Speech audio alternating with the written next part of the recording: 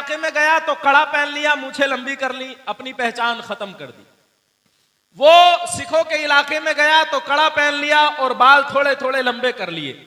उससे पूछो तू मुसलमान, नाम तेरा मुसलमानों वाला है भी सुन्नी सही अकीदा, ये तेरा क्या हाल है? तो कहता है नहीं, वो हालात ऐसे हैं कि दिखाना पड़ता है, जाहिरी तौर पे देख के पता नहीं चलता कि मुसलमान है क्या है, अपनी पहचान को छुपाता है। मुसलमान का जज्बा, मुसलमान का ईमान तो ये है कि मरते दम तक अपनी पहचान को बाकी रखता है, अपनी शान को वो बाकी रखता है। मुसलमान अपनी पहचान को खोता नहीं। बिल्कुल, बेशक।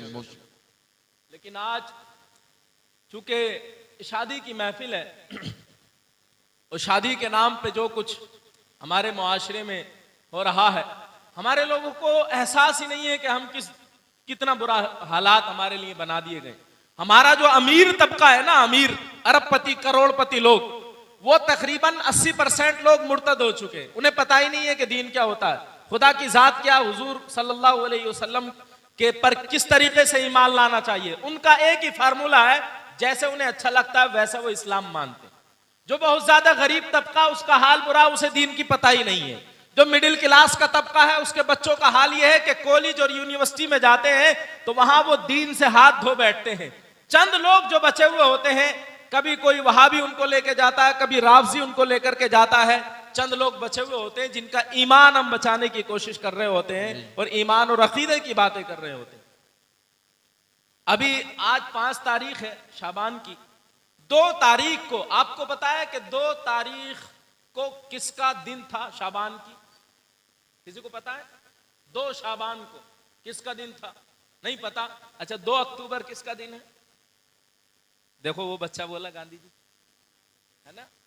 तो ये हाल है हमारा कि हमारे इमाम, हमारे मजहब के इमाम, मुस्लिम दुनिया की 80% आबादी जिनकी तकलीद करती है, जो इमामों के इमाम है, जो हिंदुस्तान के बादशाह ख्वाजा गरीब नवाज के भी इमाम है, जो हजरत गौसे आजम के इमाम अहमद बिन हंबल के उस्ताद के भी इमाम है, जो इमाम बुखारी और इमाम मुस्लिम के उस्तादों के भी उस्ताद हैं, जिनकी शान ये है 12 लाख से ज्यादा कुरान और हदीस से मसाइल जिन्होंने निकाल कर दिए, और तकरीबन आज 6 करोड़ से ज्यादा उनके निकाले हुए मसाइल की बुनियाद पर जो है मसाइल फिका के मौजूद हैं। आप आए मुफ्ती साहब के पास, जैसे कि मैंने मुख्तसर सा बयान सुना, माशाअल्लाह बड़ी खिदमत कर रहे हैं हमारे सारे अइम्मा। हजरत की मस्जिद में नमाज पढ़ी, उसके बाद हजरत ने नमाज की शर्तों का बयान किया कि नमाज की ये शर्तें हैं, नमाज के ये फराइज हैं। लेकिन हजरत ने यूं ही 1 मिनट में बता दिया, तो हजरत ने क्या अपनी तरफ से बता दिया?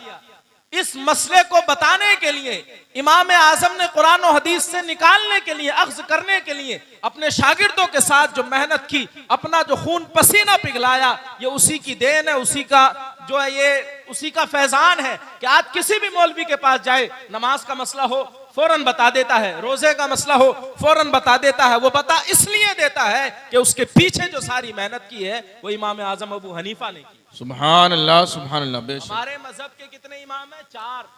कितने इमाम? 4। इमाम आजम, इमाम शाफई, इमाम मालिक, इमाम अहमद बिन हंबल।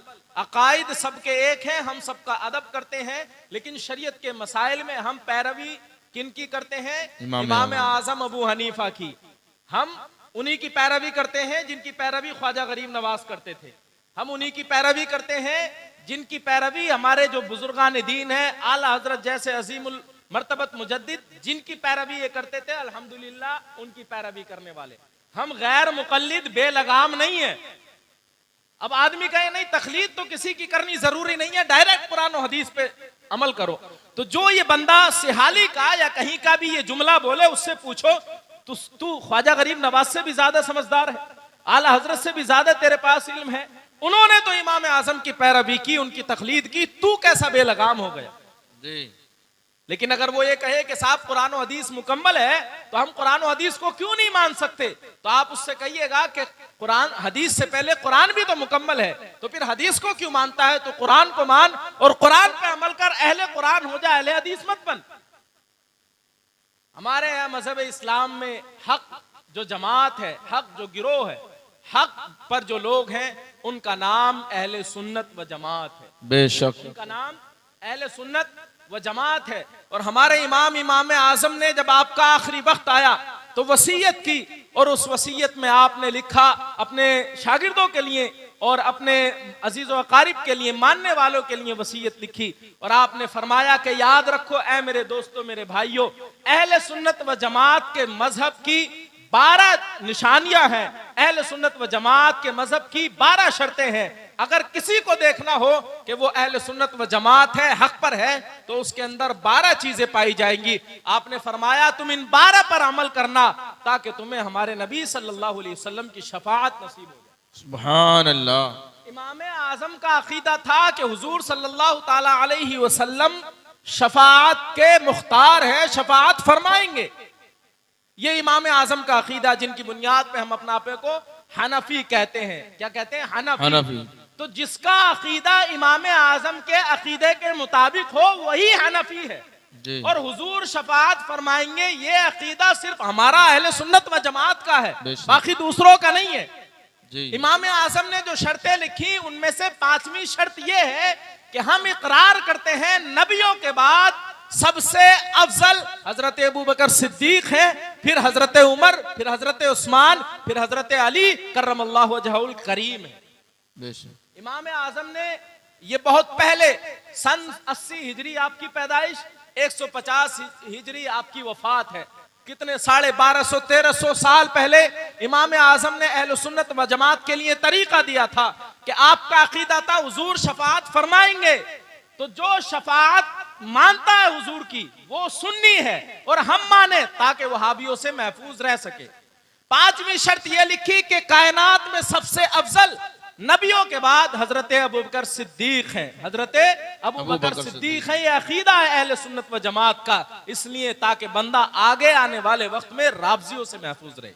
वहाबियों से भी महफूज रहना है, रावजियों से भी महफूज रहना है, अहले सुन्नत व जमात के अकीदे पर कायम और दायम रहना। बात दूसरी तरफ जा रही है। बता ये रहा था कि हालात ये हो गए हैं कि चारों तरफ से मारने काटने की बात की जा रही है और मारा जा रहा है, काटा जा रहा है, जलाया जा रहा है।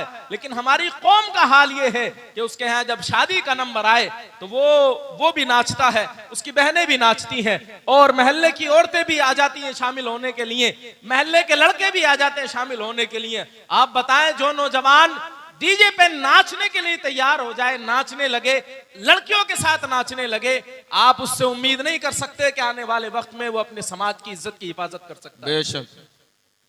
बेहयाई तो जुर्म ही ऐसा है कि उसके बाद बंदे का शऊर ही खत्म हो जाता है। जी। चंद मिनट के मजे की खातिर जो है हमने शादी का मजाक बनाया हुआ है और ये बात अल्हम्दुलिल्लाह अपने इन चंद सालों के तजर्बे की बुनियाद पर मैं लिख के दे सकता हूं कि जिस शादी में डांस हुआ हो, डीजे बजे हो, गाने बजे हो, वो शादी साल 6 महीने के बाद बर्बादी में तब्दील होती ही। कितने केस आते हैं जब उससे पूछो ना कि आखिर हुआ क्या, ऐसा बीवी क्यों बोल रही है, बीवी के मैके वाले ऐसी बातें क्यों बोल रहे हैं, बोले वो हजरत वो डीजे बजाता, वो नहीं माने दोस्त ये जहन्नम में ले जाने का काम करें, शादी आपकी है, आपकी जिम्मेदारी है। और माशाल्लाह ये बड़ा अच्छा मरहूम तुफैल साहब के बच्चों ने बड़ा अच्छा एहतमाम किया, आप तमाम हजरात ने मिलकर, जितने लोग भी यहाँ कोई बात सुनकर के जाएंगे इंशाअल्लाहुल अजीज आपको भी उसका अज्र मिलेगा।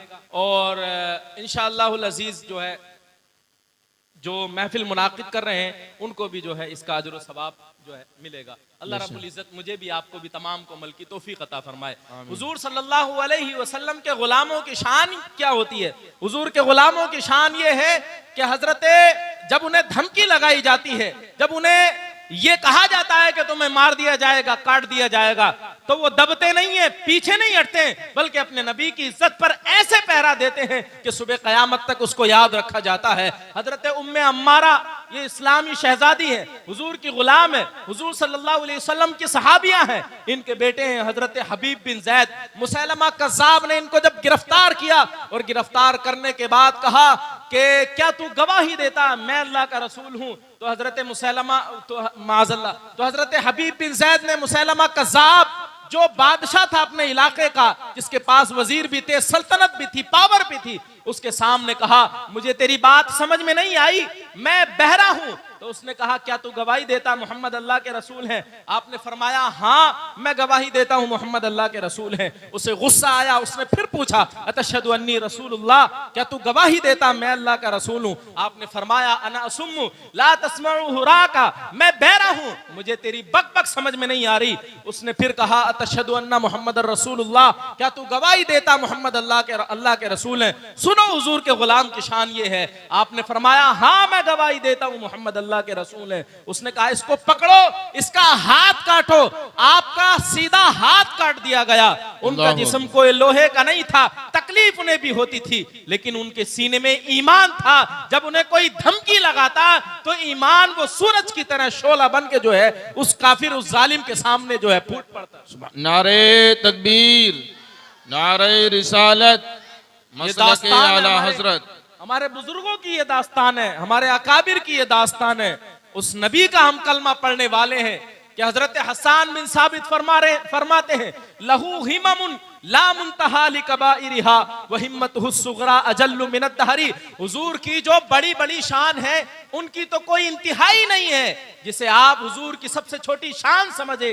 हुजूर की सबसे छोटी शान ये है कि मैदान जंग हो, हुजूर एक तरफ तने तन्हा हो और दूसरी तरफ मैदान में तमाम दुनिया मौजूद हो। हुजूर सल्लल्लाहु अलैहि वसल्लम का मुकाबला फिर भी दुनिया नहीं कर सकती। बेशक हक है, ये हुजूर की शान है। हम बहादुर नबी का कलमा पढ़ने वाले हैं। ये ईमान का सौदा ना करें, जॉब के नाम पर, नौकरियों के नाम पर, रिश्तेदारियों के नाम पर अपना ईमान मजबूत रखें। चंद दिन की जिंदगी होती है, जाना कब्र में ही होता है, और उधर न भाई न बहन न रिश्तेदार न अजीज व कारिब, उधर हुजूर ही काम आते हैं।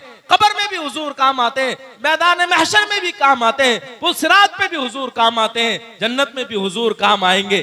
बंदे की ये जिम्मेदारी है कि वो अपने नबी सल्लल्लाहु अलैहि वसल्लम से सच्ची वफा करे। बेशक बेशक। हजरत हबीब बिन जैद का एक बाजू काट दिया गया, उसने फिर पूछा, आपने वही जवाब दिया।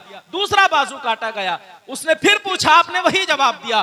पैर काट दिया गया, दूसरा पैर काट दिया गया, और एक एक टुकड़ा काटने के बाद, चारों हाथ पांव काटने के बाद आपको आग के हवाले कर दिया गया। लेकिन खुदा की कसम कुर्बान जाएं, हजरत हबीब बिन जैद ने एक मर्तबा भी उसकी बात को तस्लीम नहीं किया, अपनी जान को तो कुर्बान कर दिया। और जब हुजूर की नाम पर कोई जान कुर्बान करता है तो वो उसकी शहादत मक्का की सरजमीन पे होती है। 1400 साल बाद सिहाली की सरजमीन पे फख्र के साथ जो है सुन्नियों के मजमे में उनका जिक्र होता है। ये हुजूर सल्लल्लाहु अलैहि वसल्लम की गुलामी का अजर होता है, नहीं कि हुजूर सल्लल्लाहु अलैहि वसल्लम की इज्जत पर पहरा देने वाले और हुजूर की इज्जत पर मर मिटने वाले की शान क्या होती है कि मोहम्मद से वफा तूने तो हम तेरे हैं, ये जहां चीज है क्या लोहो कलम तेरे। सुभान अल्लाह, सुभान अल्लाह, माशाअल्लाह। हजरत हबीब बिन जैद की शान थी।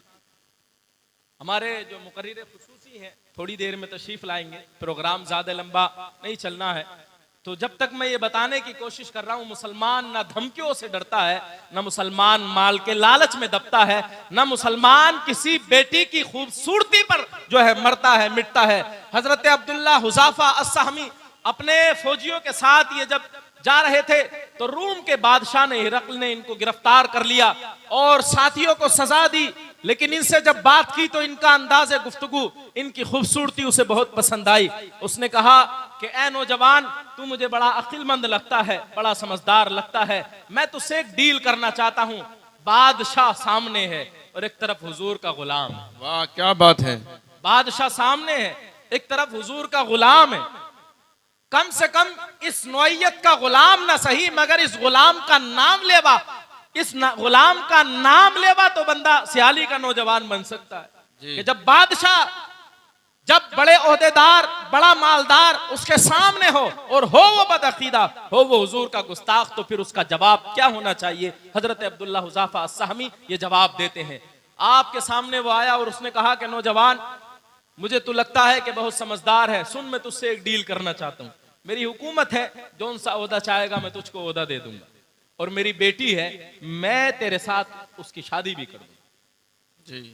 बादशाह सामने मौजूद हो और हुजूर का उम्मती उस हालत में हो कि गिरफ्तार हो जाए, गिरफ्तार हो जाए, और फिर बादशाह ये डील करे कि बेटी भी देता हूं और जौन सी कुर्सी मांगता है वो कुर्सी, वो ओहदा भी देता हूं।